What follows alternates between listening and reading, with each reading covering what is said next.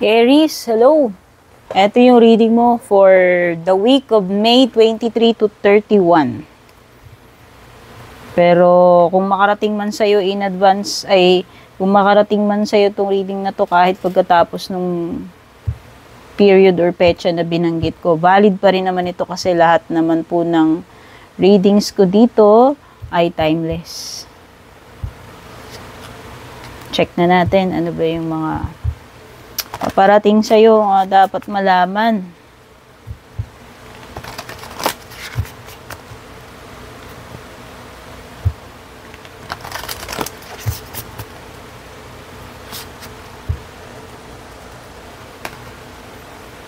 Wow, meron ka new beginnings.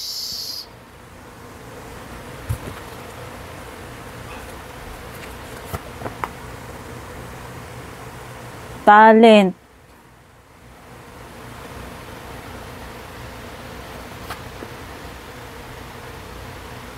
Compassion.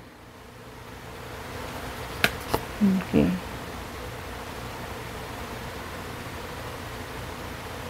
Empowerment.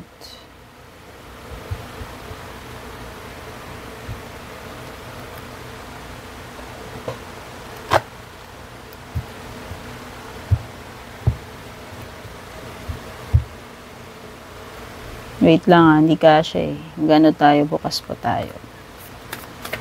Oops. Meron ka ring happiness, meron ka ring transformation, meron ka ring justice. Uy, parang Libra. And you also have answers.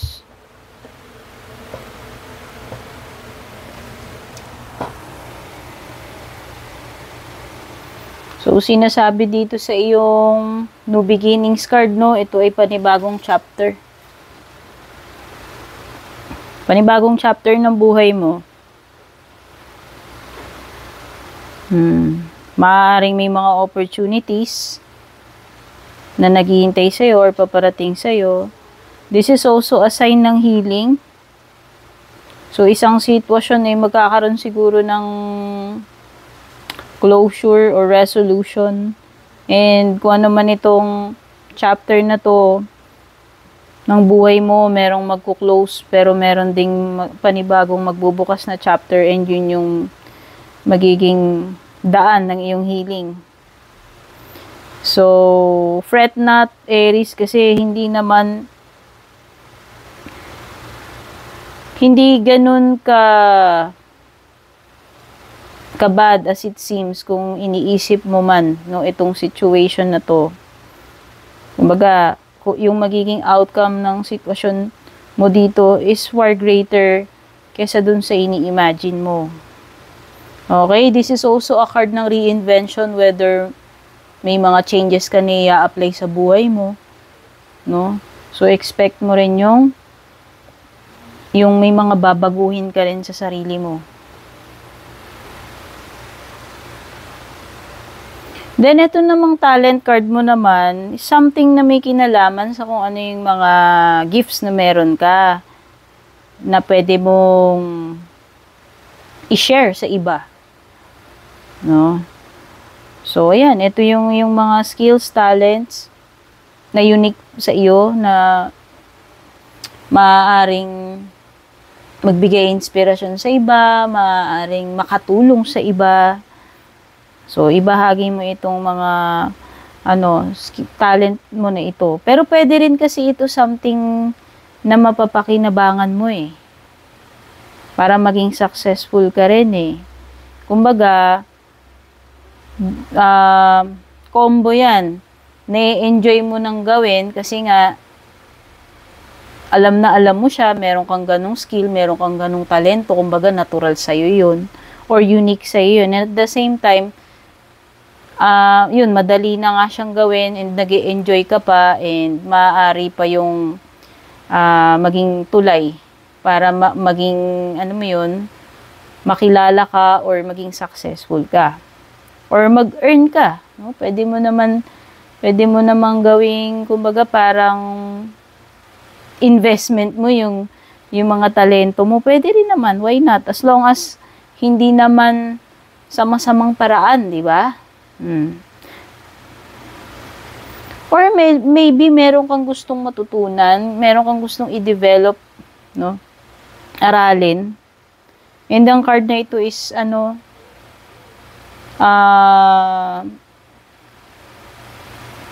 reminder na habang nagpa-practice ka ng nagpa-practice, lalo kang gumagaling dyan sa ginagawa mo, sa inaaral mo. So, ibig sabihin nito, this is something na pwede mong ma-develop sa sarili mo. Or pwedeng meron ka na kasing ganitong talent na hindi mo akalain no. So, pwede yun, meron kang something na madidiscover sa sarili mo na pwede mong i-develop. Okay? Tsaka ito rin, assign din to na parang, gawin mo kung ano yung passion mo. Okay.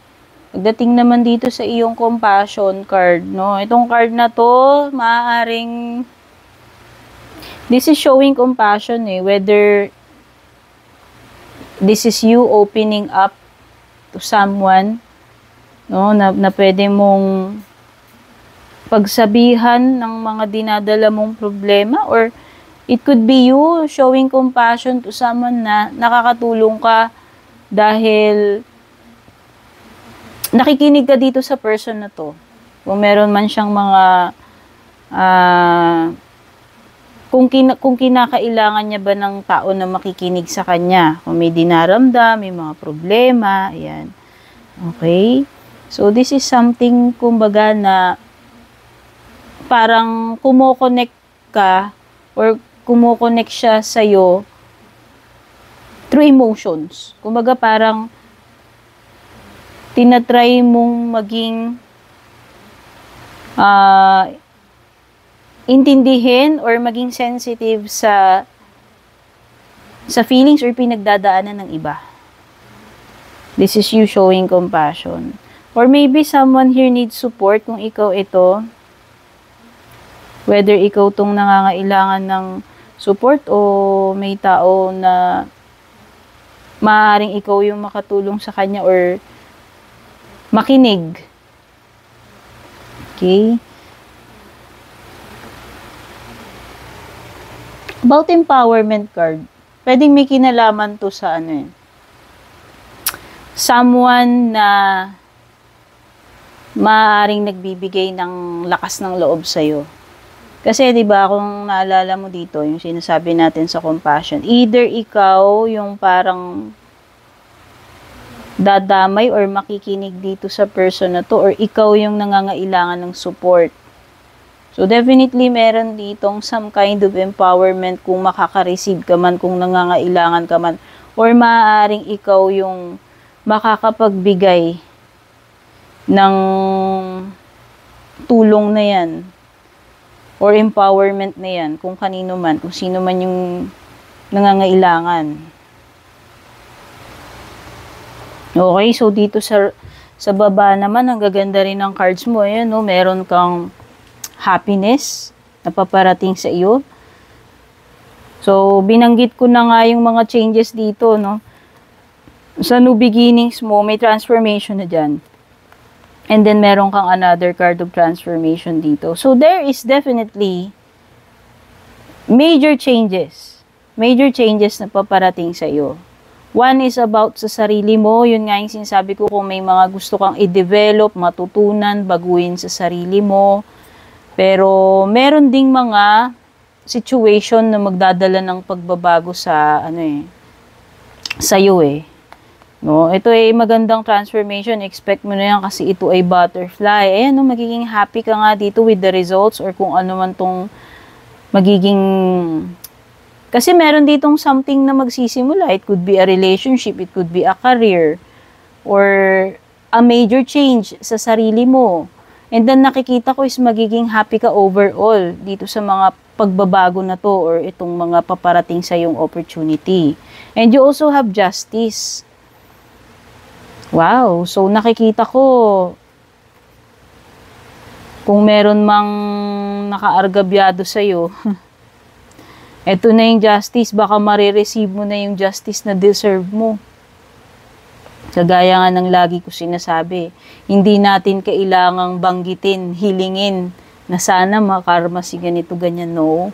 Darating to ng kusa eh. And eto na yun. Eto na yun. Para sa akin, ito ay good karma para sa'yo. So finally, maibibigay na sa'yo yung justice kung matagal mo naman itong hinihintay. Okay. Basta, tayo ay laging magpe-pray lang. Ganun lang naman yun. Wala tayong dapat gawin. Hindi tayo dapat gumanti, etc. etc. Ako yun Ganun ang prinsipyo ko, ganun ang pananaw ko. Ewan ko yung ibang tao. No? Pero syempre, bakit naman ako magtuturo ng masama dito? Di ba? Yun lang yung ano ko eh. Yung mga reading ko ay para makatulong, maka-enlighten. So yun na nga. Kung meron mang someone na nangargabyado sa'yo, no? Expect justice na paparating sa'yo, Aries. At saka ito na yung kasagutan, no? Definitely, yung mga naghihintay ng clarity or closure, ito na yun. Yun nga, feeling ko yung justice is already closure para sa'yo eh. So, meron pang mga answers na darating. Kaya unti-unti nang sigurong masosolve yung mga problema mo or kung yun na nga, yung mga katanungan mo, mabibigyan na ng mabibigyan na ng answers or kaliwanagan. No?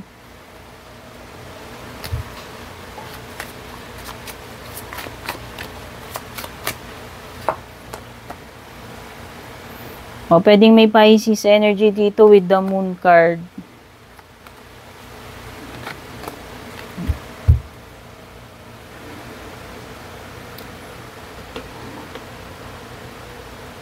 Huwag ka rin matakot mag-take ng risk.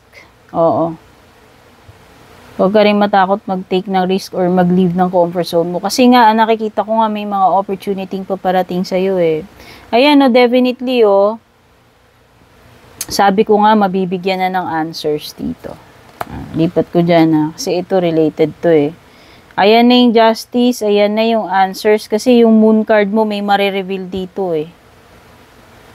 Lilitaw at lilitaw na yung mga hidden dito. So, yun na nga, mabibigyang liwanag yung mga nasa shadows dyan. Okay, pwedeng meron dito person na naghihintay sa'yo. Oo. Iniwan mo ba sa ere to? Basta meron something na paghihintay. Hinihintay ka niya or naghihintay siya ng confirmation sa'yo, ng sagot sa'yo. Baka kasi, o baka manliligaw mo to. Basta hinihintay ka niya eh. Willing siya maghintay, dear. Kaya nga, willing sumugal sa itong person na to kahit na walang kasiguraduhan kung ano yung patutunguhan ng connection ninyo. This person siguro must really like you para gawin niya yan, para maging willing siya na maghintay. It could be na mas bata yung isa sa inyo rito kung sino man, si may page. Pwedeng may earth sign, pwedeng may Pisces. Oo, yun lang, parang may energy dito na nagmumukha na siyang tanga sa paghihintay, pero naghihintay pa rin. O, di ba? Ang bongga mo, Aries. Ngayon, naghihintay, Parang this person is left with no choice kundi magantay. Pero okay lang sa kanya. Sabi ko nga, this person is willing to wait. Charot. Ang ganda ni Aries. Haba ng hair. So, ano pa yung paparating sa'yo? Meron kang horse. O, pwedeng may travel or meron ka talagang pagdadaanan. Meron situation na nakaka-frustrate. Definitely, may mga lesson na matututunan. Siguro may, May some kind of failure and yun yung magbibigay sa iyo ng leksyon. O, dealing sa relationship with an older woman daw, kung sino man itong older woman na ito. And, okay, may mga forces working against you. Pero, baliwala yan basta ikaw ay nagpe-pray. Okay, so yan yung mga messages for you, Aries. Take care, God bless. Thank you for dropping by na manood ng reading ko. And don't forget to subscribe, like, follow na rin.